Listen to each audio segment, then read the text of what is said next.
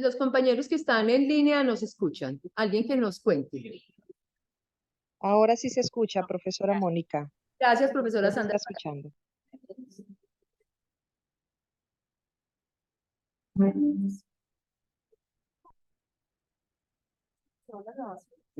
Bueno, buenos días para todos y todas quienes nos acompañan de manera presencial y a distancia.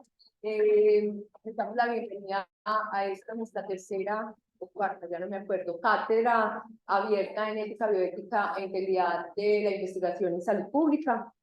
Hoy nos acompaña el profesor Sergio Muñoz Fonnegra. Él es doctor en filosofía de la Universidad de Frankfurt en Alemania y profesor del Instituto de Filosofía de la Universidad de Antioquia, miembro fundador del Grupo de Investigación Ética del Instituto de Filosofía de la Universidad de Antioquia, y han venido trabajando, reflexionando, aportando a lo que nosotros llamamos aquí en Salud Pública la ética ambiental, y hoy nos acompaña con la conferencia que él ha titulado Nihilismo ambiental, la ética en la crisis civilizatoria actual.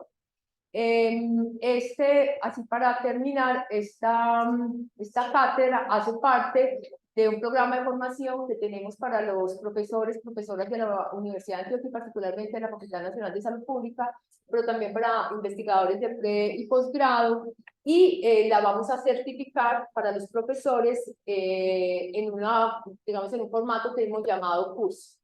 Ya las personas que se han inscrito les estaremos devolviendo la información para que inicien su proceso en enero del próximo año. Muchas gracias. Adelante, profesor. Usted tiene, ¿qué hora es? 8:41. ¿Cuánto quiere tener? ¿Cuánto le provoca? Siquiera 40 minutos. Al menos, sí. Está bien, con 40 minutos. Listo, profe. Adelante. Bueno, buenos días.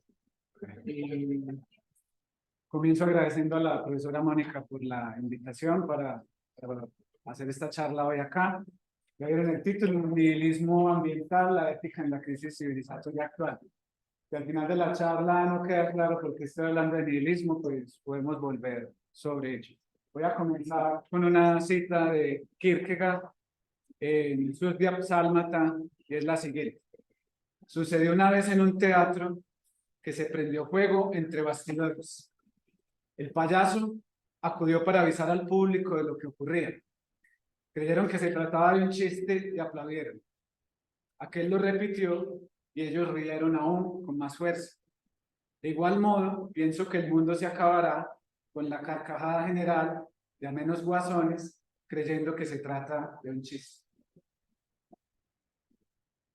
Bueno, quiero comenzar con una ambientación de lo que me interesa mostrar. En este momento en Netflix hay una miniserie que se llama Vivir 100 años, los secretos de las zonas azules. La serie tiene más o menos 5 capítulos, a lo mejor algunos ya lo habrán visto. Y este investigador está obsesionado con entender por qué hay lugares en el mundo donde hay más longevidad. Las llama zonas azules porque son como islas, lugares especiales en el mundo. Va a estos 5 lugares, hace un cuadro comparativo y trata de entender qué es lo que pasa. Hay una alimentación basada en plantas, por lo general. Solo en uno de esos lugares se consume carne en un 10%. Hay actividad física permanente. Hay una vida comunitaria muy plena, que es lo que vamos perdiendo en nuestras ciudades. La mayoría de las personas se conocen, interactúan entre sí, saben qué problemas existen en la comunidad, y además las poblaciones son pequeñas y autosuficientes. Piensen que hoy en día nuestras ciudades son gigantes, con muchos servicios que prestar, mientras que en poblaciones pequeñas y autosuficientes no hay necesidades de largos desplazamientos. En realidad no se necesita un sistema público tan sofisticado como el que tenemos en las grandes ciudades, y en esos lugares se suele producir, o las producciones suelen ser locales. Entonces él descubre que todos estos aspectos contribuyen a que las personas vivan más, sean más longevos, y luego le intenta instaurar una zona azul en un lugar en Estados Unidos, incluso con éxito. Lo dejo por ahora.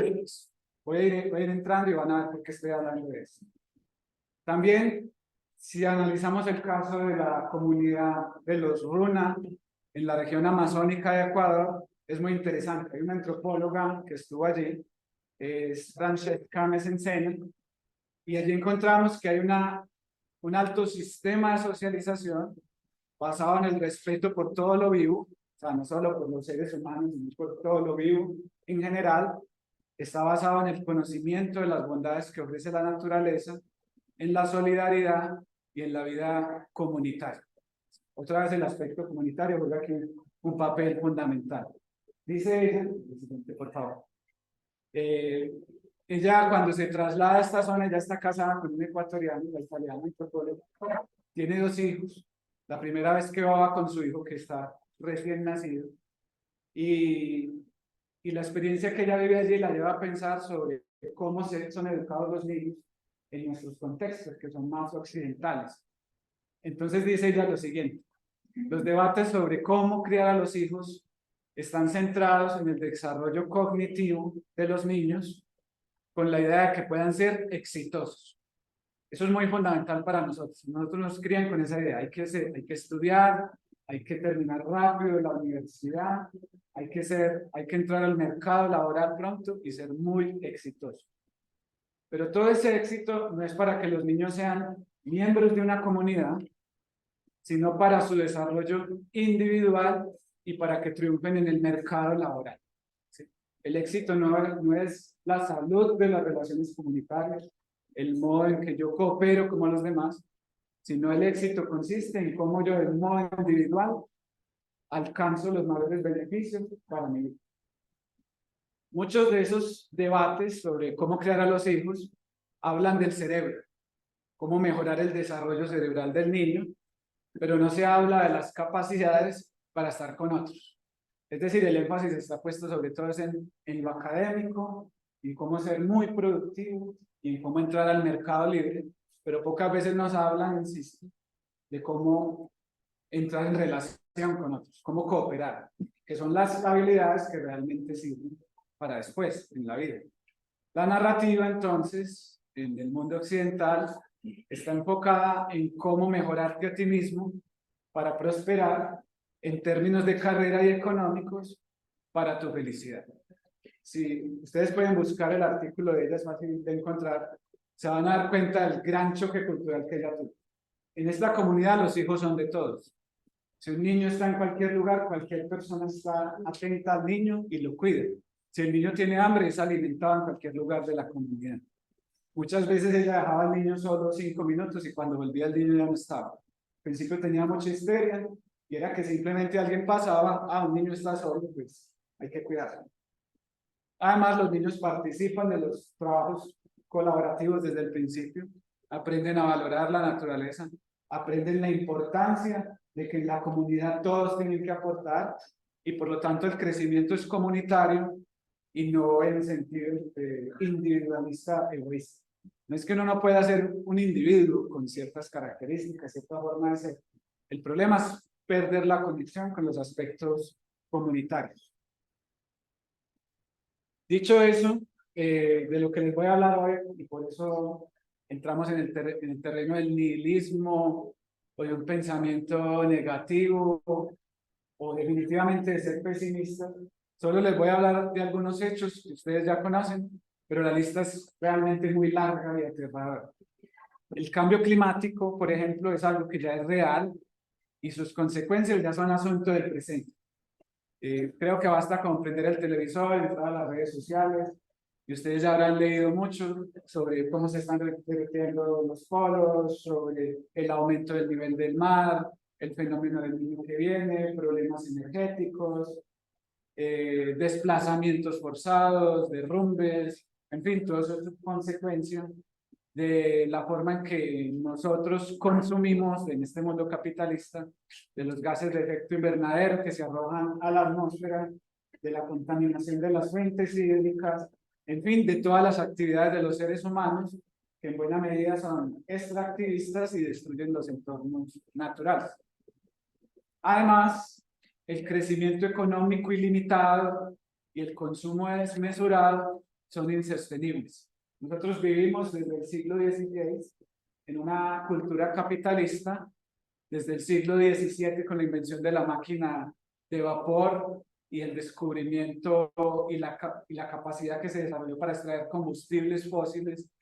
Entramos en una dinámica según la cual crecer significa consumir más, crecer significa tener un mercado gigante con miles de productos, crecer significa tener muchas necesidades. Vivimos en un planeta en el que hay más animales que animales para el consumo, o sea, vacas, cerdos, pollos, patos, etc. Hay más animales para el consumo que seres humanos. La industria cárnica es una industria que genera billones de dólares al año, y para nosotros poder tener este consumo masivo de carne en todo el mundo, tenemos que deforestar para cultivar el alimento que se le da a los animales. Esa deforestación al mismo tiempo va de la mano con los cultivos transgénicos, con la quimización del mundo, y entonces es un círculo bastante complejo en el que hay un crecimiento exagerado económico y un planeta que no tiene los recursos para sostener este tipo de crecimiento. Entonces, el último informe muestra que ya hemos superado 7 de los 9 límites planetarios, y cuando uno supera las capacidades que tiene el planeta, pues es claro que tarde o temprano vamos a tener que comenzar a decrecer a la fuerza. Estamos, como quien dice, en el punto más alto en términos de consumo, pero en el futuro inmediato que sigue no va a ser capaz de mantenerse este ritmo. Además, a pesar de que hay una enorme destrucción de la naturaleza, hay una pérdida de la biodiversidad, tenemos el cambio climático, del cual les digo ya que es real, con todas sus consecuencias. Las medidas que se han tomado para enfrentar la problemática han sido desde el discurso del desarrollo sostenible, desde la perspectiva interdisciplinaria que se ocupa de estos problemas. Para nosotros todo lo que se llame desarrollo sostenible o todo lo que se llame sostenibilidad es grave, porque el desarrollo sostenible es un medio del capitalismo neoliberal.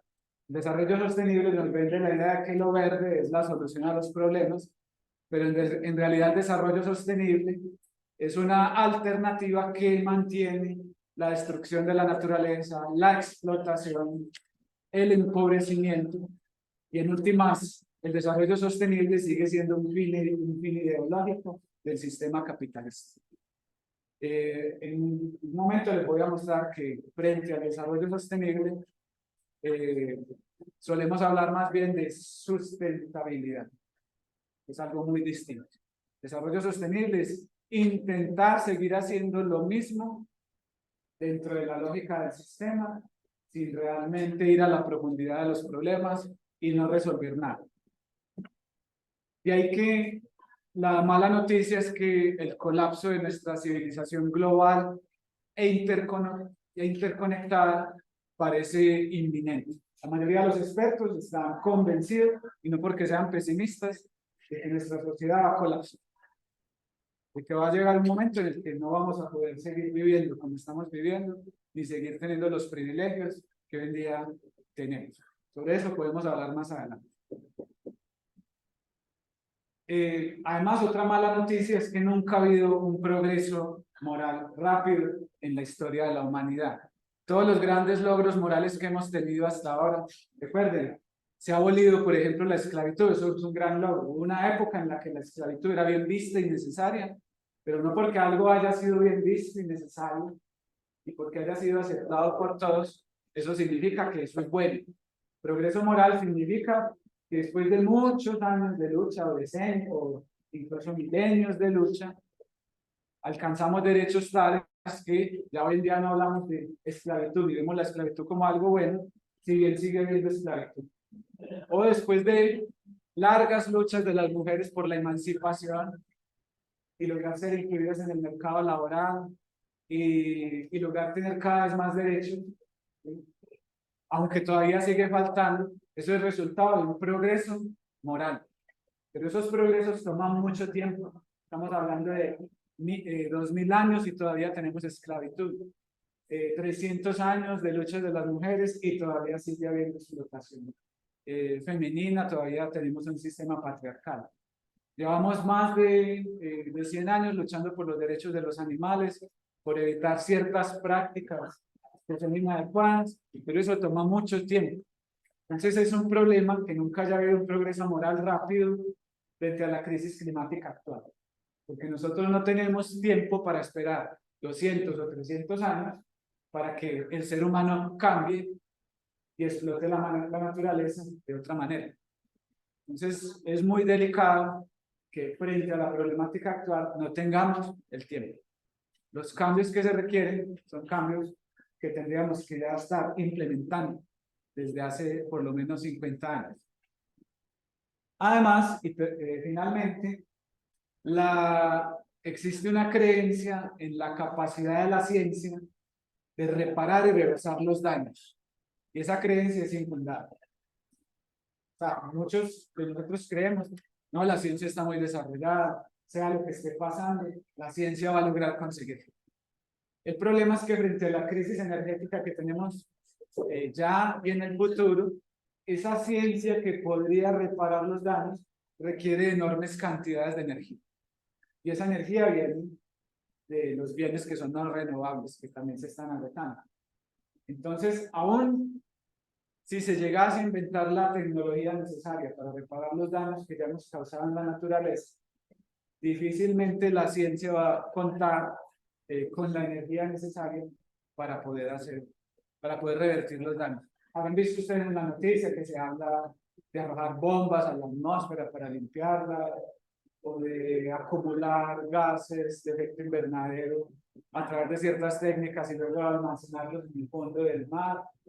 Se dice que eso es muy efectivo, pero insisto, eso requiere enormes costes energéticos. Y en un futuro en el que la energía va a estar escasa, difícilmente podemos creer que a través de ciencia que requiere estos costes energéticos, pues vamos a poder enfrentar el problema. La pregunta entonces es, ¿cómo llegamos a esta situación en la que nos encontramos hoy en día? Yo lo que traje acá fue varias posturas de diferentes autores para que ustedes analicen o piensen cómo llegamos a esta situación. Por ejemplo, Max Scheler, un filósofo alemán que vivió hace 100 años, escribía contra una tendencia que se llama vitalismo antropológico. Y según esa tendencia, el ser humano es necesariamente decadente. Max Scheler hace 100 años estaba en contra de esta tendencia. Él era muy optimista, él decía, no podemos pensar así. El ser humano es capaz de recuperarse, va a salir adelante y va a encontrar la forma de resolver todos sus problemas. Eso pensaba hace 100 años. Pero lamentablemente este vitalismo antropológico lo tenemos que retomar hoy en día porque es la situación en la que exactamente estamos, así uno sea muy optimista. ¿Qué dice ese vitalismo antropológico? La decadencia está en la esencia misma y origen del hombre. Si somos decadentes por naturaleza. A la pregunta escueta, ¿qué cosa es el hombre? Contesta esta antropología.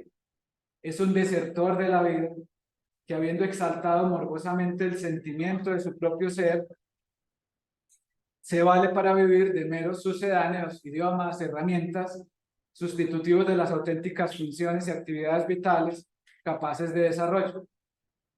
El ser humano es un viviente que ha desertado de la vida, de sus valores fundamentales, de sus leyes, de su sentido sagrado, del sentido cósmico. Nosotros somos los únicos seres vivos que tenemos razón. Somos los únicos seres que podemos transformar la naturaleza y darle un fin diferente al que la naturaleza tiene. Al fin y al cabo tenemos todas estas invenciones. Pero por medio de la razón nos hemos alejado de la naturaleza. Ya no nos vemos a nosotros mismos como naturaleza, como parte de ella. En ese sentido es que se habla de que el ser humano es un deserto. Aunque emergió de la naturaleza, vive como si no tuviera nada que ver con ella. Y de ahí que este vitalismo antropológico afirma que el hombre es la vía muerta de toda la vida en general. Su espíritu mismo, su racionalidad es una enfermedad, una dirección morbosa de la vida universal. El hombre individual, o sea, si tomamos a un individuo por sí solo, no está enfermo y aún puede estar muy sano, pero dentro de su organización específica, que es la humanidad, sí que está enfermo. El hombre mismo es una enfermedad. Esto puede ser muy fuerte, o muy chocante, a lo mejor ustedes no están de acuerdo, pero esta postura apunta que en tanto desertor, en tanto que no se ve como parte de la naturaleza con la cual interactúa, en tanto no reconoce la interdependencia, el funcionamiento de este planeta que se llama Tierra, y se ve como algo ajeno a él, comienza a constituirse en una enfermedad del planeta. O Murray Bookchin, su ecologismo social, describe al ser humano como un parásito. Las citas son un poco largas, bien rápido, bien rápido. Se podría describir al hombre como un parásito tan intensamente destructivo que amenaza con matar a su huésped, el mundo natural, y finalmente a sí mismo. En ecología, sin embargo, el término parásito no implica respuesta a una pregunta, sino que en sí mismo plantea un interrogante. Los ecólogos saben que un parásito destructivo de este tipo refleja usualmente el colapso de una situación ecológica. Además, muchas especies que parecen eminentemente destructivas bajo un conjunto determinado de condiciones resultan de gran utilidad en otro contexto. Lo que confiere a la ecología una función profundamente crítica es la pregunta que sugieren las capacidades destructivas de la especie humana. Y estas son las preguntas importantes. ¿Cuál es la fractura que ha convertido al hombre en un parásito destructivo? ¿Qué es lo que produce una clase de parasitismo que no solo conduce a vastos desequilibrios naturales, sino que amenaza también la existencia propia de la humanidad? El hombre ha ocasionado desequilibrios no solo en la naturaleza, sino fundamentalmente en sus relaciones con el prójimo y en la propia estructura de la sociedad. Entonces, acá las dos tesis importantes son: el hombre es un parásito. Yo creo que ustedes por su formación pueden arrojar mejores luces sobre esta idea del ser un parásito. No solo es un parásito en el planeta, sino que todos los desequilibrios que el ser humano ha causado a lo largo en su historia, en el mundo natural, también tienen su origen en los del mundo social. Es decir, porque nosotros somos incapaces de tener relaciones sociales, comunitarias, no egoístas, y que respeten toda la vida en el planeta, ese desorden en nuestras relaciones sociales se refleja también en la relación que tenemos con la naturaleza.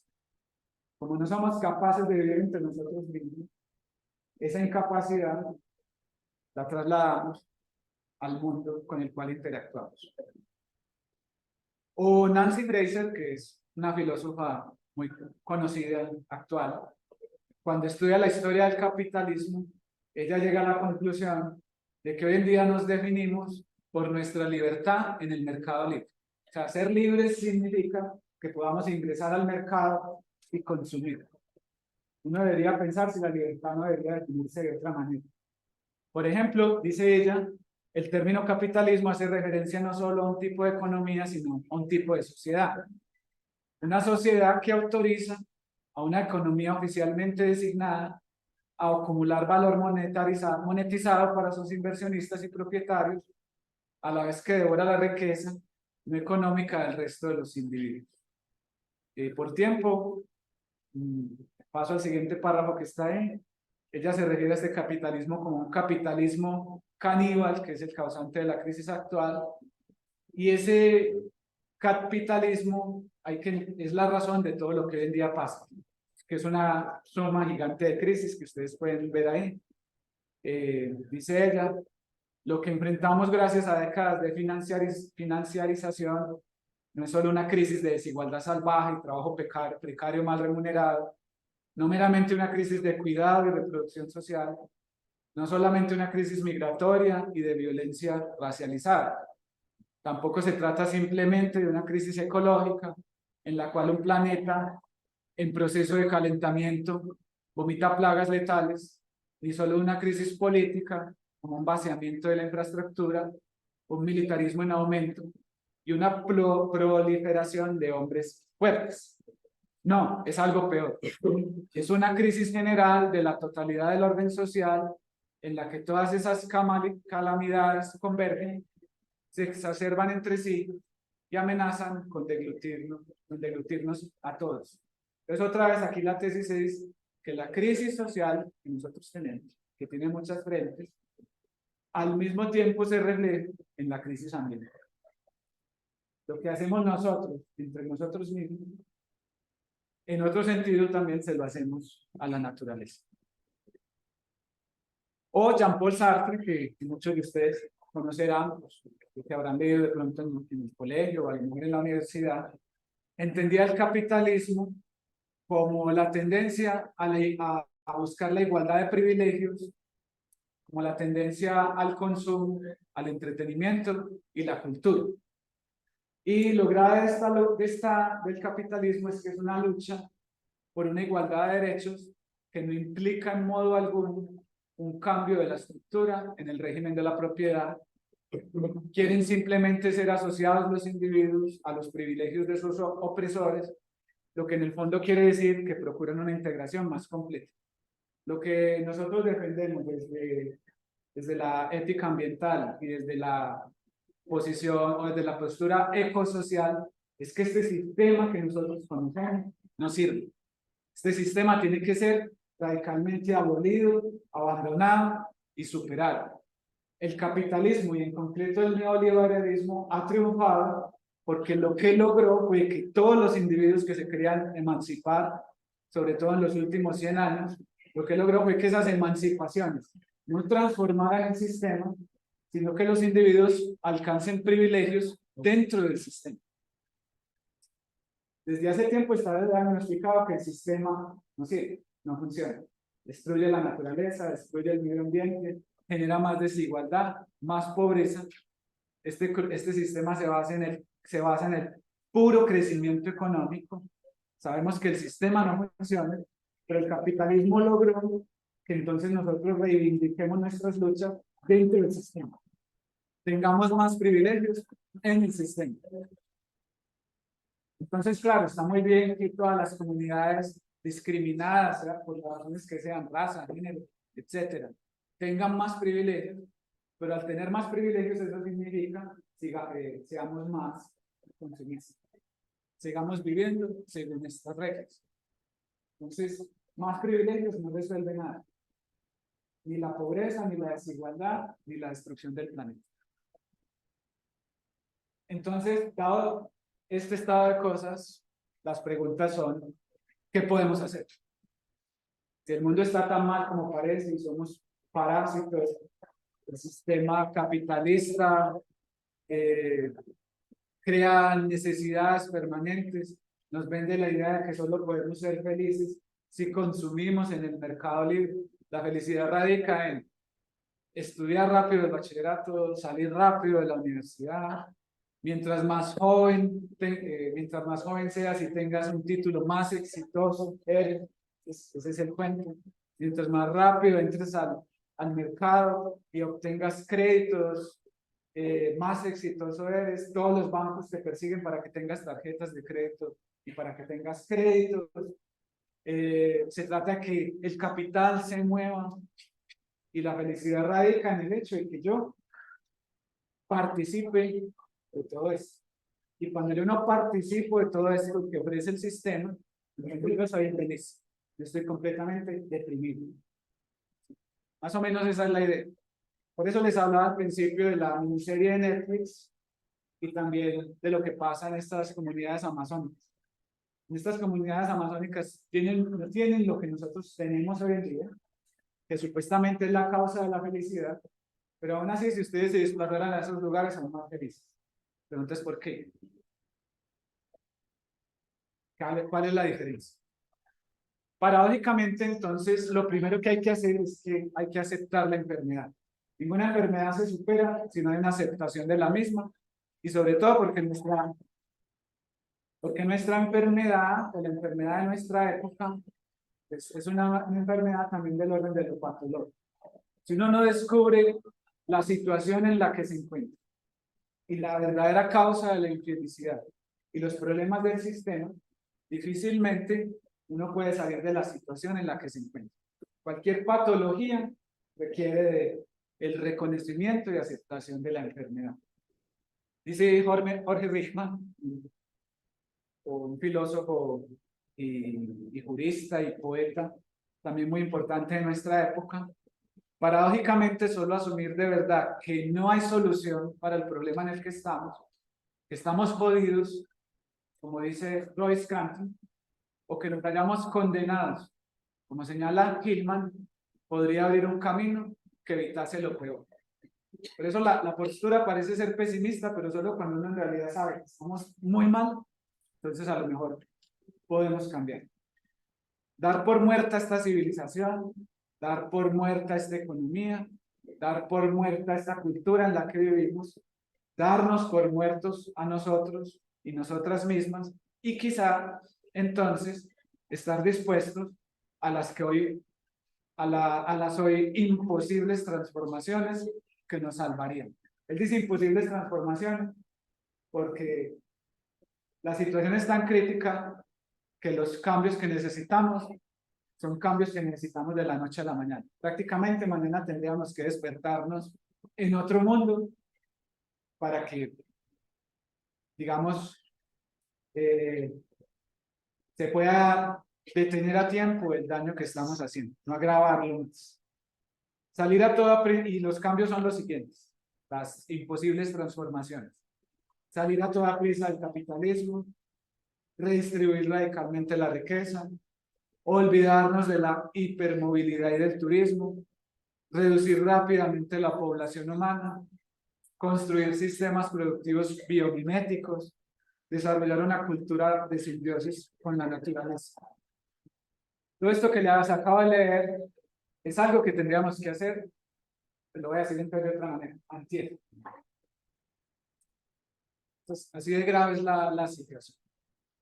Cultivar la música en vez del crecimiento económico, el amor en lugar de la competitividad, la espiritualidad en vez de la mercantilización y la educación en lugar del poderío militar.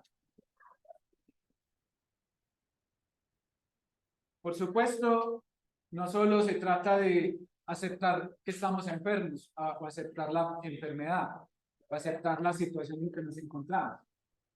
Aparte de la aceptación, se requiere el compromiso ético, es decir, de aceptar responsabilidades. Nosotros somos responsables del colapso, independientemente de que tengamos o no la conciencia de ello. Otro problema es que nosotros nos vemos a nosotros mismos como si no tuviéramos que ver con el asunto. Esto es un problema de los grandes conglomerados, de las grandes empresas internacionales, de las grandes corporaciones, de los que son dueños en realidad de todos los medios de producción, de los grandes contaminantes, de los que ahora están contaminando los ríos con el extractivismo. Sí, el problema siempre es de otros, pero nunca es un problema individual. Y acá el problema tiene una dimensión individual, tiene una dimensión colectiva, tiene una dimensión institucional. Y eso significa que hay diferentes grados de la responsabilidad. Puede que yo como individuo particular lo que haga sea muy poco frente a la escala global del problema, y es cierto. Que yo sea, por ejemplo, vegano, que me preocupe de mis consumos, que no participe de muchas tendencias que dañan el planeta, en fin, que yo haga todo lo correcto, puede que parezca insignificante en la escala, pero sí es significativo, sí es importante. Y así uno no se vea como responsable, lo es. O sea, el individuo, haga la redundancia, individualizado, siempre es responsable. Otra cosa es determinar el grado de esa responsabilidad. Y entonces, de la conciencia de esa responsabilidad, como acabo de decir, encontramos esos diferentes matices de la responsabilidad. Porque, por supuesto, en la comunidad en la que uno vive, también se forma una responsabilidad colectiva. Al menos donde yo vivo, cuando yo vivo en el campo, allí también hay juntas de acción comunal, allí también hay problemas comunales, hay situaciones que se pueden abordar comunalmente. Pues limpiar, por ejemplo, las cuencas de los ríos, En fin, hay un montón de iniciativas que sí que tienen lugar ahí, pensar en problemas de deforestación o en la cantidad de habitantes que están llegando de la ciudad a vivir allí y que contaminan los recursos hídricos, etcétera. Pero también hay acciones que son de lo empresarial, de lo institucional y de lo corporativo. Todos esos grados de la responsabilidad, entonces, son fundamentales y bueno, acá no hay tiempo pues, para entrar a profundizar en cada uno de esos momentos de la responsabilidad. Además, por supuesto, hay que asumir compromisos éticos sociales. Acá pongo, digamos, parejas de opuestos. Sustentabilidad en lugar de sostenibilidad. Entiéndase por sustentabilidad todas aquellas iniciativas que tienden a restaurar los entornos ecosistémicos y a generar, por ejemplo, formas de producción que en realidad recuperen en lugar de destruir los entornos.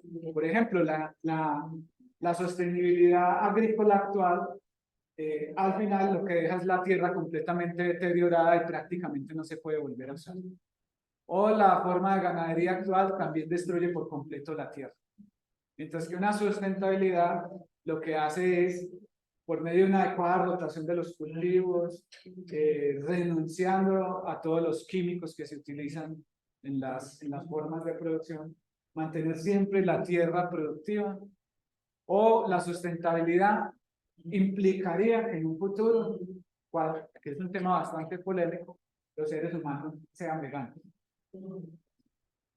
Como lo dije ahora, aquí hay un círculo muy grande, del cual no somos conscientes. Muchos de nosotros, si viéramos, si solo vamos a la parte final del proceso, cómo es sacrificado el animal, muchos de nosotros no somos capaces de enfrentar cara a cara ese sacrificio. Para nosotros lo más cómodo es que el producto llegue a la mesa y consumirlo. Pero todo el proceso que hay, y no solo estoy hablando del consumo de carne, de cualquier producto, este celular, este computador, cualquier producto pasa por un proceso. ¿Somos conscientes de ese proceso? La pregunta. ¿Qué pasó en todo ese camino? En el caso de la industria cárnica es bastante triste. Los animales están hacinados, se les inyecta hormonas de crecimiento, antibióticos, tienen estrés, hay canibalismo. Aquello que ellos consumen viene de la enorme destrucción de bosques para poder sembrar justamente aquello que llega después a la boca del animal. Pero esos enormes, esa enorme deforestación y eso que se siembra para el alimento de los animales implica también que son agrocultivos con químicos bastante fuertes. Entonces, cuando ustedes consumen un animal, en realidad se están intoxicando con toda la quimización que hay en el proceso. Los animales, como hay más animales para el consumo de humanos que seres humanos, producen gases de efecto invernadero. Aparte, también contaminan las fuentes hídricas con sus desechos. Entonces, solo en el consumo de animales para la alimentación, solo en eso, el ciclo es gigante en términos de destrucción, de contaminación y de maltrato animal. Lo sustentable implicaría resignificar toda esa praxis al punto de que el ser humano tendría que pasar a una alimentación basada en plantas. Vean el documental de Netflix. Lo que pasa es que tenemos la idea de que alimentarse con plantas es aburrido. Es más un desconocimiento que otra cosa. Entonces, habría que asumir el compromiso de ser sustentables en lugar de sostenibles, de decrecer en lugar de crecer, de una autodefinición en relación con la naturaleza y no solamente en oposición a la naturaleza. Hay que integrar los saberes. En este momento, otro problema de nuestra cultura hoy en día es que los saberes son ultra especializados. Ya todo es ultra especializado. Si ustedes van a seguir una carrera académica, la carrera académica, al menos desde mi perspectiva, es el camino de la ultra especialización. O sea, el saber se encoge en vez de expandirse. pero el saber debe estar claramente integrado. Hay un saber que es positivo, que es el de las ciencias exactas y naturales, el saber técnico científico con el cual dominamos el mundo y con el cual han salido todas estas grandes invenciones, pero también hay saberes que son del orden de lo espiritual, o hay saberes que son del orden de lo moral, o sea, hay saberes que son incluso del orden de lo cósmico, y si todos esos saberes no se integran, y solo un saber es el que tiene el dominio, entonces, claro que los seres humanos se desarrollan como al margen de su espiritualidad. Esa falta de espiritualidad es la que nos lleva a desconocer la importancia que juega todo lo vivo y la interdependencia de todo lo vivo.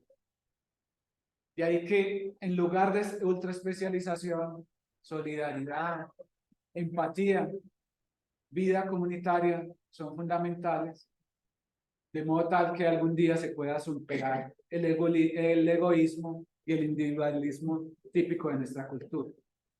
Max Scheler decía, el hombre tiene que volver a aprender la gran solidaridad invisible de todos los vivientes en la vida total de todos los espíritus en el eterno espíritu. La solidaridad, al mismo tiempo, el proceso del mundo con el destino y el devenir de su fundamento, y viceversa, la del hombre con el proceso del mundo. Como quien dice, el hombre tiene que aprender esa solidaridad, que es una solidaridad que va más allá de las relaciones entre seres humanos, sino que es la solidaridad que se establece con todo lo viviente. El hombre tiene no solo que adoptar esta concepción como una mera teoría, sino que tiene que sentirla vivamente y ejercitarla exterior e interiormente. Dios, en su esencia fundamental, no es Señor del mundo, como el hombre no es Rey y Señor de la creación, sino que ambos, bueno, esto tiene que ver con cierto panteísmo, pero no lo voy a explicar, ambos, es decir, Dios y el ser humano, son ante todos los compañeros del destino del mundo y de la naturaleza. El ser humano es doliente y triunfante como el mundo y la naturaleza. El sentido de esta cita de Max Scheler es recordarnos que nosotros venimos de la naturaleza, somos parte de ella, y en tanto tenemos razón, deberíamos descubrir que nosotros somos copartícipes, somos dolientes. Lo que sea que pase allá afuera también nos interesa a nosotros. Bueno, no voy a saltar esta parte, tiene que ver con la importancia de una racionalidad distinta a la racionalidad instrumental, con la necesidad de una racionalidad ecológica y un total cambio del sistema capitalista y del sistema de valores que nosotros tenemos hoy en día. También es muy importante no renunciar a las utopías, aunque ya no tengamos el tiempo necesario para adoptar los cambios que se requieren. Eso no quiere decir que no debemos seguir pensando o imaginándonos cómo debería ser el futuro, o cómo deberíamos organizarnos, o cómo deberíamos relacionarnos entre nosotros mismos y con la naturaleza. Ya en los años 60, Jean-Paul Sartre se refería a esto cuando hablaba de una filosofía revolucionaria. Y esta filosofía no debe renunciar a las utopías, a los mitos, y debería probar siempre lo siguiente. Primero, que el hombre es injustificable, es muy importante, es injustificable. Es decir, nosotros no podemos justificar nuestros actos. El niño puede justificar sus actos en sus padres porque lo están educando mal, o el adolescente o el futuro adulto dirá, es que fue mi educación. O en una relación de pareja, uno puede justificar lo que a uno le pasa en su pareja. O uno puede justificarse en que Dios me hizo así. El hombre, no, dice Sartre, es injustificable. Que su existencia es contingente en el sentido de que ni él, ni providencia alguna lo han producido. Si somos justificables, nosotros somos dueños de nosotros mismos y siempre somos responsables de nuestras acciones y de lo que somos y de cómo queremos seguir siendo. No hay ninguna justificación externa que impida que nosotros asumamos responsabilidad. En consecuencia, que todo orden colectivo establecido por los hombres puede ser superado por otro orden. O sea, este orden actual que tenemos puede ser superado por otro nuevo. Que el sistema de valores que en este momento tenemos refleja la estructura de esta sociedad y tiende a conservarlo. Eso es lo más delicado. Cuando uno ya tiene un sistema de valores, ese sistema de valores es como si se aferrara a la vida. Quiere que esto que esté siga igual a como está. Y nosotros tenemos la tendencia a no querer salir de la comodidad en la que estamos. No obstante, este sistema de valores que tenemos también puede ser superado por otro nuevo sistema. Si bien en este momento no es del todo claro, ese sistema puede existir y ahí es donde podemos pasar con, digamos, una visión más optimista. Así estemos muy mal, esto es superable. La humanidad ya estaba mal muchas veces y de alguna manera se ha transformado. Todo lo que ahora estamos en un momento, como les decía antes, en el que el tiempo juega en contra. Pero la utopía es importante porque empuja en otra dirección. Finalmente, ¿qué podemos hacer? A muchos no les ha gustado cuando yo digo esto, tener miedo. Es decir, tomarse la situación en serio y actuar. Ese es otro problema. Uno hasta que no sabe que realmente está en una situación de riesgo y de peligro, uno no cree que está en peligro. Ustedes saben que nosotros tenemos un sistema nervioso central que se activa cuando hay situaciones de peligro, sube la adrenalina y uno reacciona. Y esas situaciones de peligro son inimaginables, o sea, son demasiadas las situaciones de peligro en las que pueden estar. Estaban elevados pasando la calle, viene el carro, el sistema nervioso central se activa, sube la adrenalina y uno pega un salto y se salva. Y eso también está, aunque esto está planteado en términos, ustedes dirán, más psicológicos, en realidad son términos realistas. Cuando uno de verdad sabe que hay un peligro, uno actúa. O también uno se puede paralizar, pues, y el carro lo mata a uno. Pero sin esa sensación de miedo, sin ese saber que la situación es grave, sin uno tomárselo en serio, sin uno pensar que la vida depende de él, difícilmente uno actúa. Y siempre el ser humano tiende a esperar hasta el último momento. Lo importante es que seguimos siendo dueños de nuestro destino, seguimos teniendo el control, nosotros seguimos siendo, aunque lo hayamos olvidado, también somos naturaleza, también somos vida. Si bien la diferencia con buena parte de la vida en el planeta es que nosotros somos vida consciente, somos vida racional, somos vida libre, somos vida autónoma, somos vida espiritual. Y lo más importante es que seguimos teniendo algo de tiempo para reaccionar y no agravar nuestra situación. Pero es importante que se activen, pues que se active esa necesidad en nosotros. Por eso, si se puede devolver rápidamente y pasamos otra vez rápido. Por eso, aceptar la enfermedad, estamos mal, estamos enfermos.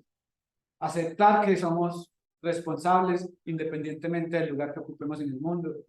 Asumir compromisos éticos, sociales que duelen porque nos desacomodan. No renunciar a las utopías y a la posibilidad de cambiar nuestro sistema de valores y saber que no hay nada que pueda justificar la forma en que nos comportamos es lo que nos lleva a esta situación de tener miedo productivo. Insisto que el miedo también puede ser improductivo. Finalmente me tomo solo 3 minutos para decirles que esta ética, la ética que se deriva de todo lo que les estoy diciendo, es antropogénica. En las discusiones actuales nosotros decimos, el problema es que la ética es antropocéntrica. Antropocéntrico quiere decir que la ética se basa en el ser humano y que los valores, que el respeto, la dignidad y la forma de organizar el mundo se basa exclusivamente en los intereses de los seres humanos. Esto sería antropocéntrico. Acá yo defiendo la postura de que la ética debe ser antropogénica. Eso quiere decir relativa al ser humano, porque al fin y al cabo el que produce una ética es el ser humano. Es inevitable. Y es inevitable que nosotros tenemos intereses. Claro que los tenemos. Pero que la ética la produzca el ser humano y que el ser humano tenga intereses, no quiere decir que él no pueda reconocer intereses en la totalidad de lo existente. Porque todo lo vivo tiene intereses. Y todo lo vivo busca realizarse de la mejor manera posible. Lo que sea que esté vivo, allá afuera, sea que lo conozcamos o no, le podemos adjudicar el interés de querer realizarse según sus condiciones y realizarse bien. Piensen en eso. Lo que sea que esté vivo, persigue realizarse bien. Entonces, cuando la ética es antropogénica, sabe que la moral tiene muchos centros, o sea, que hay muchos centros éticos, y que todos esos centros y que todos esos centros, o que toda esa diversidad de posiciones o de intereses están entrelazados. Entonces, por supuesto, parte de nosotros, la ética es relativa a nosotros, pero se extiende a todo lo que hay. La ética en el siglo XXI, entonces, ya no puede ser antropocéntrica, no puede basarse en valores exclusivamente humanos y especistas, es decir, de nuestra especie, la humana. No puede atender simplemente a necesidades de un sistema capitalista.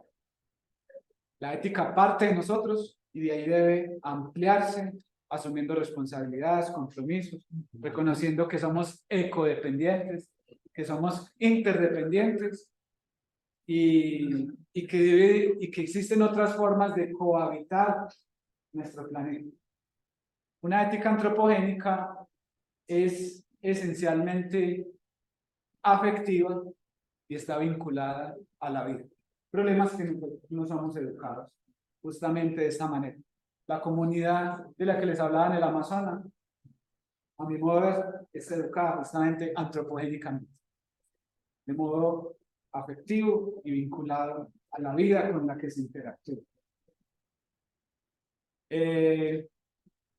Ya, dos cosas muy breves. Me gusta terminar siempre con estas dos citas.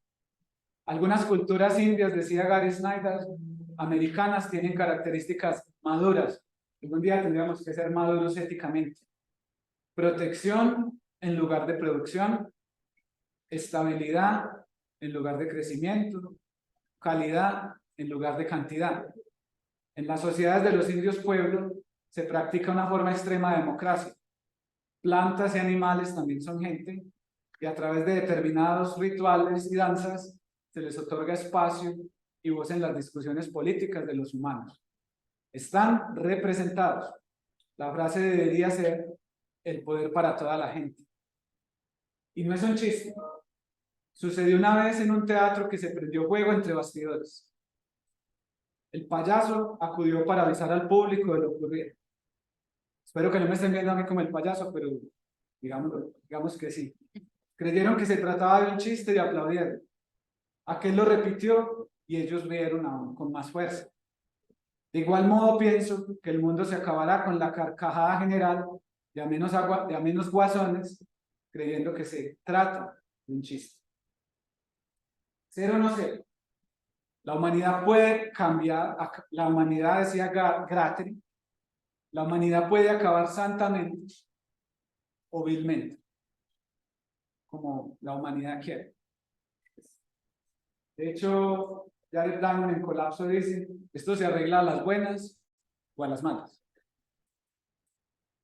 Ojalá sea a las buenas y ojalá sea acabando santamente. Creo que me pasé. Muchas gracias.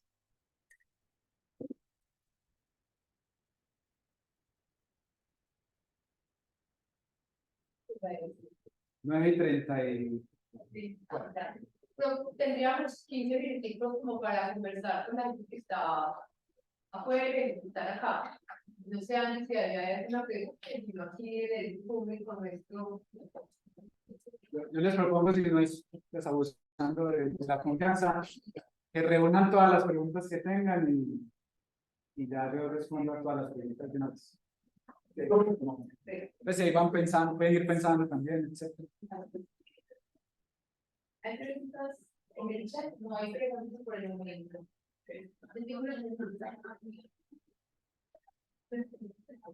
El proyecto de automatización de inteligencia artificial quería terminar a las malas. ¿Sería qué? Terminar a las malas, desde su perspectiva, ¿le ha pensado a esto? Pues la inteligencia artificial como un terminado de las malas. Sí, como terminar a las malas, cuando le ha pensado a esto. Hay más preguntas por ahora. Es que el problema, lo bueno de reunir las preguntas es que si yo no hablo tanto. Entonces, No, pues más que una pregunta, una reflexión, pues acerca de lo que se sabe que aunque tan injusto que no tenga hasta el poder físico, psicológico, emocional, porque le mataron a una amiga porque estaba haciendo la comida, estaba en su cabeza comunicando antes, hasta decidir uno se va a quedar así en casa, en tigre, pues este tipo de relaciones con el ser humano tendría, o sea, no debería nada poder igual, ¿cierto? Y ellos también debieran depender de nosotros porque no ha funcionado que nosotros representantes vocalistas o abogados, pues usted debería de, bueno, pues es que claro, ellos tienen todo el derecho de estar acá, ¿cierto? Pero se lucha por él.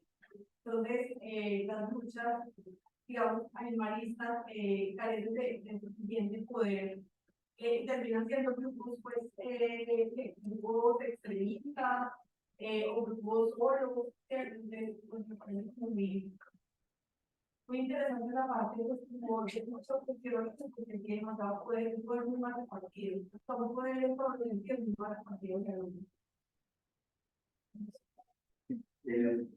Una pregunta, como una reflexión de cómo está planteada la situación definitivamente que caería un cambio al modelo económico capitalista neoliberal.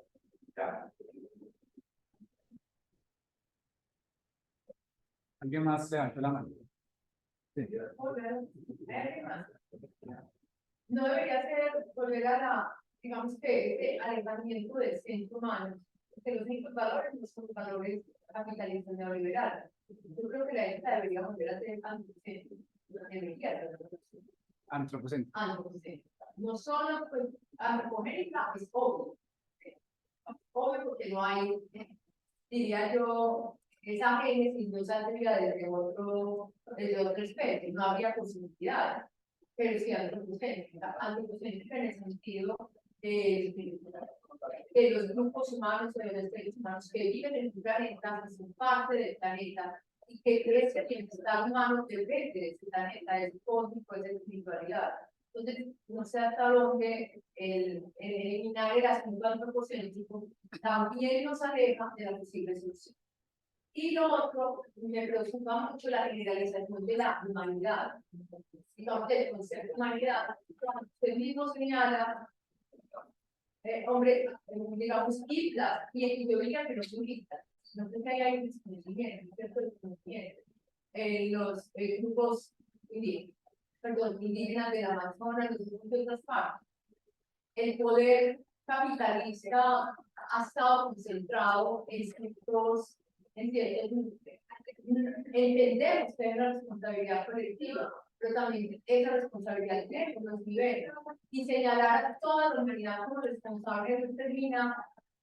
Sí, hay que aceptar la enfermedad, pero ¿de dónde viene la enfermedad? Es decir, habría que aplicarle radioterapia, quimioterapia a todo el planeta, o habría que centrarlo de manera más inteligente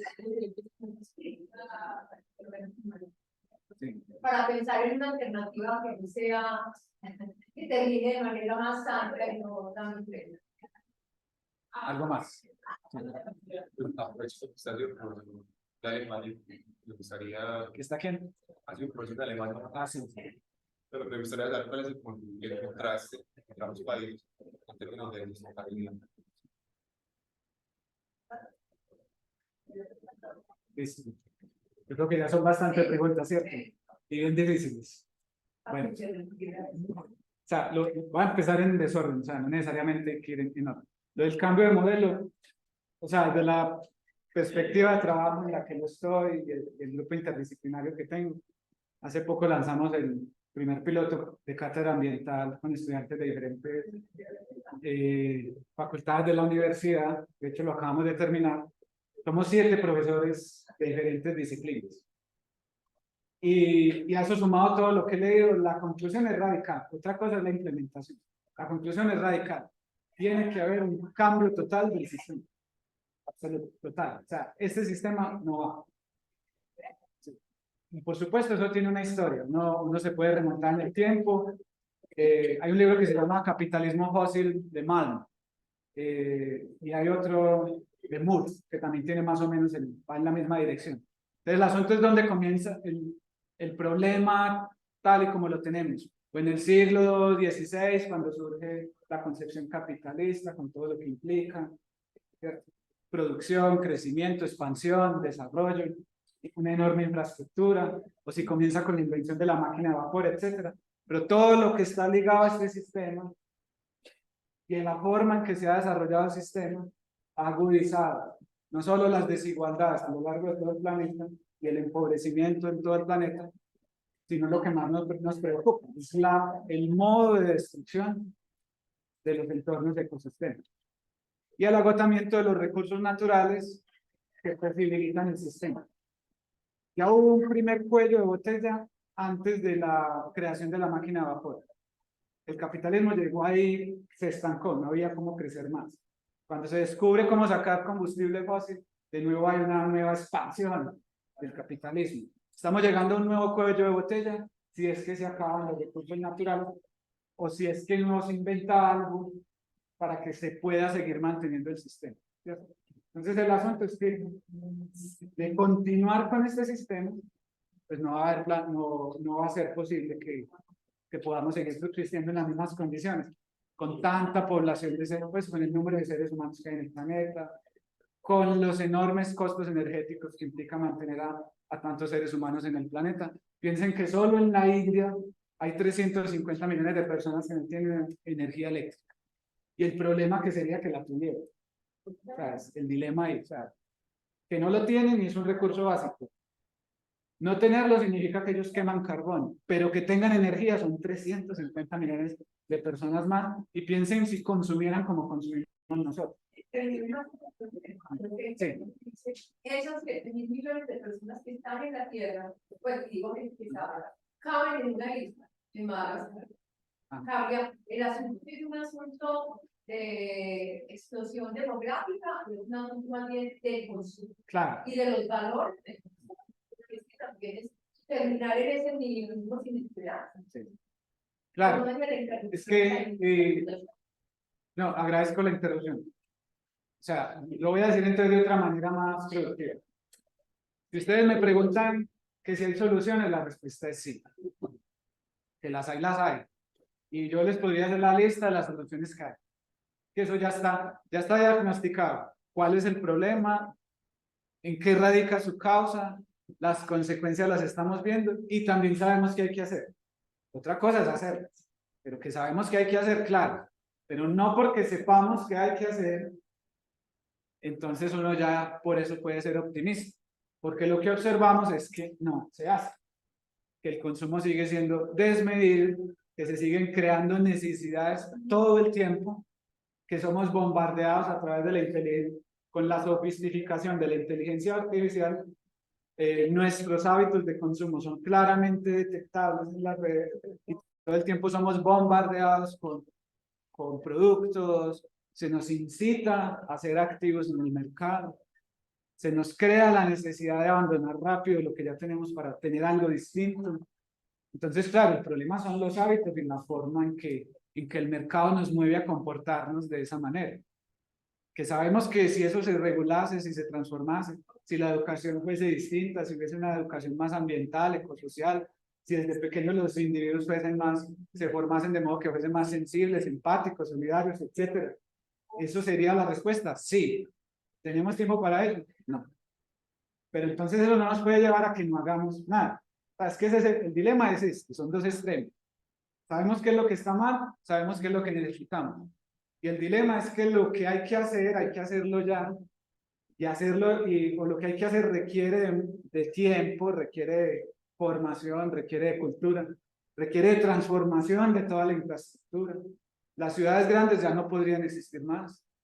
¿Y cómo hago yo para acoger a una ciudad como Sao Paulo de 20 millones de personas y no sé, ¿cómo se dice eso?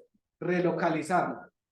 Desde los trabajos que yo conozco y en los que he estado, se habla desde el mundo ya no puede ser global, tiene que ser local. Todo se tiene que volver exageradamente localizado. Y casi que no se tiene que volver local y uno tiene que aprender a vivir bien en lo local. No sentir la necesidad de, o sea, lo voy a poner de una manera peyorativa. Ya no pueden sentir la necesidad de ir a conocer París. Eso se acabó. Con necesidad de ir a quedarse ahí en ese pueblo y sea feliz ahí. Hoy en día, ¿quién acepta ese pensamiento? Pues al menos si uno vive en una ciudad. El mundo está loco. Ustedes en Inglaterra hay un producto millones de productos de un mismo producto, no así cuál, se desplazan hasta ese producto se envía hasta Indonesia para que ya le pongan no sé qué marquilla y le ajusten no sé qué tuerca. Luego eso vuelve a atravesar el mar hasta Inglaterra y ahí se va todo el mundo. Entonces, por supuesto, uno ya sabe que se puede ser más eficiente, que este mundo globalizado que implica que todo va y viene a través del mar, que eso no es eficiente, que la felicidad del mercado no es necesaria, pues ese tipo de felicidad. Pero cambiar ese tipo de costumbres masivamente es difícil. Hay que empezar por lo local. Ese es el punto. También tiene completamente razón la profesora Mónica. Eso de decir, el ser humano eso no va, pues por supuesto, inmediatamente salen las excepciones. Yo les dije al principio, el ser humano es decadente por naturaleza, es un parásito por naturaleza. Y a lo mejor ustedes mismos dirán, yo no soy ni decadente ni parásito. Uno a lo mejor lo puede ver así. Y eso es una generalización muy fuerte. El problema es que nosotros tenemos que apelar ya. ¿Ah? Sí. Y nosotros tenemos que apelar a ese tipo de lenguaje por la magnitud del problema. Por supuesto, hay excepciones en todos lados. No solo estas comunidades por allá en el Amazonas, no solo las zonas azules donde se ve de otra manera, no solo la forma en que yo particularmente vivo allá en mi comunidad y que soy muy responsable. O sea, claro que hay muchas excepciones y hay muchos seres humanos excelentes. El problema es que la mayoría de los seres humanos en el planeta viven de otra manera, no viven según no viven adecuadamente. E incluso, lo que es todavía más increíble, todavía hay muchos seres humanos que niegan la situación, o que no creen que sea verdad lo que está pasando. Entonces, lo que ustedes dicen me suena muy atractivo, que si lo que necesitamos es que... y me quisiera perdónenme, pero me preocupa mucho eso y es porque también está demostrado, que podemos buscar también literatura y evidencia, de que los que consumen el exceso no son la mayoría, voy a decir, del talento humano. Son unos cuantos en los que está centrado el consumo de bebidas. No es la mayoría de la talento. Yo no diría que somos la excepción. Los que consumimos menos no son los que no. Tal vez la excepción son aquellos que consumen de manera tan devastadora, digamos, y que los que finalmente nos traen esos espejitos y nosotros tal vez en esos privilegios que queremos alcanzar, nos tratamos de igualar. Sí, Como interpretar, pero me preocupa un poco esa... Eso habría... El nihilismo. Sí. No. Es que eso habría que revisar los estudios, ¿cierto? Habría que revisar los estudios. Es que esa argumentación es muy peligrosa. No son todos, sino unos cuantos los que consumen más. Entonces nos quedamos con los ricos, prácticamente. Con los ricos o con la clase media, etc. Esa argumentación es muy peligrosa. Incluso es tan peligrosa que parece a veces que el sur sí es el que lo está haciendo bien, el norte es el que lo está haciendo mal. Y nosotros tenemos que generalizar el discurso. Porque llegamos a un punto, es que esa discusión es muy grave, porque, lo digo rápidamente, es muy grave, porque el sur en este momento está exigiendo hacer lo que ya hizo el norte. Ya no hablamos más de países desarrollados y subdesarrollados, eso ya lo empezaron a sacar del discurso, ¿cierto? ¿Qué pasa? Que cuando uno habla de países desarrollados y subdesarrollados, entonces nosotros decimos, ustedes ya se desarrollaron, entonces nosotros también nos queremos desarrollar, ustedes ya lo hicieron. Entonces, muchas de esas afirmaciones nos llevan a ese punto. El punto es que ya el planeta ya llegó a lo que, o sea, ya llegamos a lo que llegamos. Y el problema es que hay que empezar a hacer las cosas de otra manera, así eso signifique que yo ya no las puedo hacer como si las hicieron los que tenían privilegio. Ese es el punto. Entonces nosotros tenemos que generalizarlo, porque cuando dejamos abiertas las posibilidades a tantas excepciones, la filosofía, en la filosofía moral, si hay algo perturbador es la excepción. O sea, cuando uno ve todos estos casos, toca generalizar para empujar hacia un cambio que acoja a todos. Porque ustedes siempre van a encontrar la excepción a la regla. O sea, eso es claro. Pues por eso, o sea, pero es muy interesante esa discusión tenerla para un semestre entero. Y termino diciendo, con lo de atrás, lo que decía usted sobre, sí, el ser humano viene al mundo con mucho poder comparado con las otras especies, es cierto. Y lo que decimos es que ese poder viene también cargado de responsabilidad, ¿cierto? Mayor poder, mayor responsabilidad. Lo que pasa es que nuestra cultura se desarrolló al margen de la responsabilidad que ese poder significa en la relación con lo vivo. Yo siempre les voy a decir, o al menos hasta ahora, que para mí es todo lo que se derive del sistema capitalista, de su concepción neoliberal y de la ideología que hay detrás de ello. Esa ideología puede ser religiosa, cultural, económica, política, lo que sea. Esa ideología busca invisibilizar otras formas de habitar el mundo y de relacionarse con la naturaleza. A esa ideología le interesa que nos relacionemos de una única manera que es muy amplia. Esa única manera no es que sea única, sino que es una única manera muy amplia. Al punto que ustedes ya en cualquier lugar encuentran el todo a mí. Ese todo a mí es una forma de yo sentirme, pues puede que yo solo me gane 500.000 pesos al mes, pero con el todo a mí yo me siento consumidor. En fin, y no, lo que me preguntaste, ya tengo entendido que no tengo tiempo. No, sí tiene Sí que tengo. ya para el texto, vamos a dar aquí por terminar La sesión. las 9:50, pero si usted quiere que cuando terminar de conversar con los compañeros, no hay problema. Ustedes tienen tiempo, tienen tiempo hasta las 10 puedo, pues en los 8 minutos que siguen respondo las preguntas.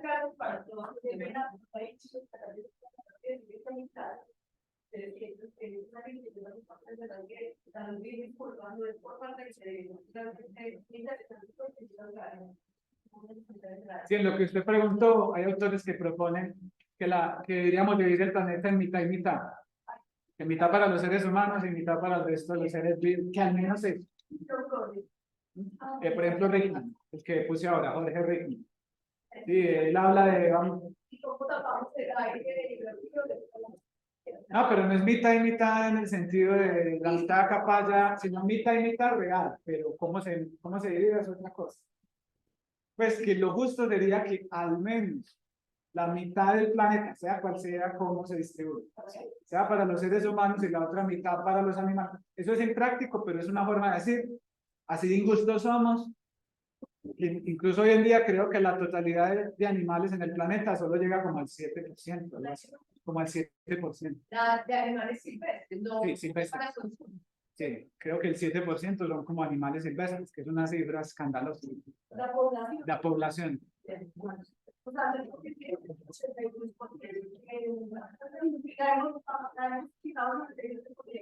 no sé originalmente cuánto era, pero en la proporción de seres vivos en el planeta, los seres vivos silvestres son como el 7%. Pero los que son domésticos, porque no podemos tener 10 razas, ni palomas,